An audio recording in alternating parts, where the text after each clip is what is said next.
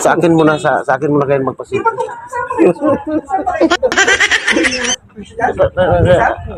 Asawa ko si Diwata. Sa akin muna kayo magpasilip. Ganun po ba?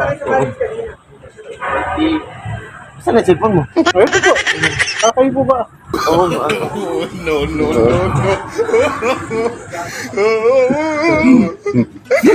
Ay, ito. By,